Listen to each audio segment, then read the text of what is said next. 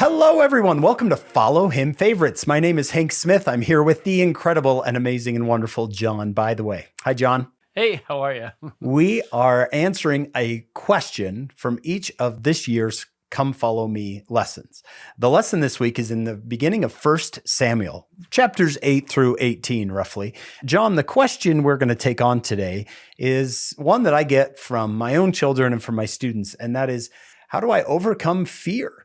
Fear can be paralyzing, where I'm scared of making a wrong decision. I'm scared of something bad happening. I'm scared, so I just don't do anything.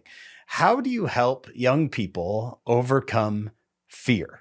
How did you yourself overcome fear? I just ran and hid and got under a blanket. And Okay. And I survived until this day. There is such great advice in, Hank, is it section 38? If ye are prepared, ye shall not fear.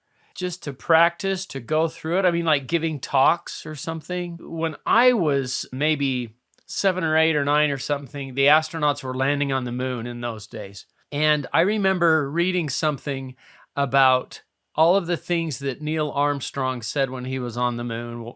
One small step for man, giant leap for mankind. But something else he said up there that I didn't know, but it's in a talk I heard somebody give. He said, just like drill. Really? They had practiced it so many times before that he was so prepared that this is going just like drill. I'd already prepared for it in my mind.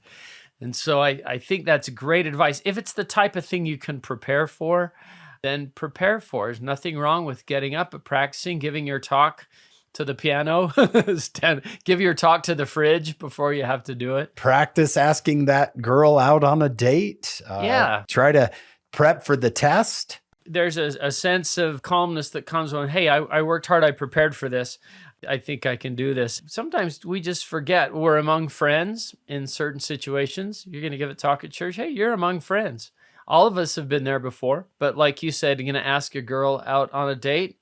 Hey, I'll tell you, I practiced as a teenager. What am I going to say? I'm going to say, hey, if you're not busy on Thursday, I was going to, I think scripturally that is such great advice. Just be prepared. And you know what? I still feared a little bit. But it was a lot easier because I was somewhat prepared.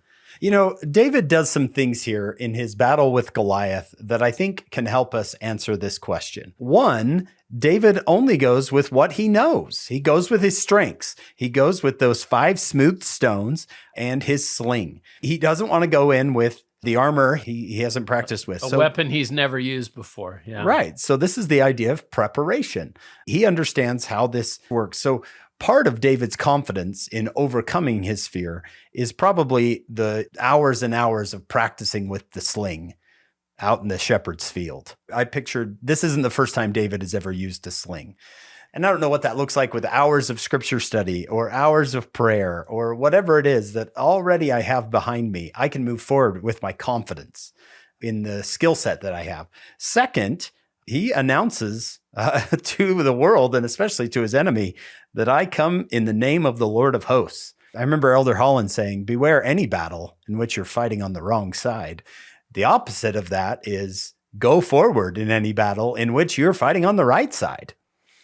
You know you're on the right side here, so move forward. And then what does David do when he sees Goliath? He ran toward the army to meet the Philistine. He didn't hang back and wait and think, okay, he moves forward. So 3 things I think we can do from this story to overcome our fear, John, is practice, practice, practice. Prepare, prepare, prepare in whatever fear it is. Even if it's just fear of life, well, learn all you can. Read, study, learn, be competent. Second is trust the Lord and be on the right side. Be on the Lord's side of the line. And then third, go forward. Run forward. Isn't it amazing that he ran towards Goliath?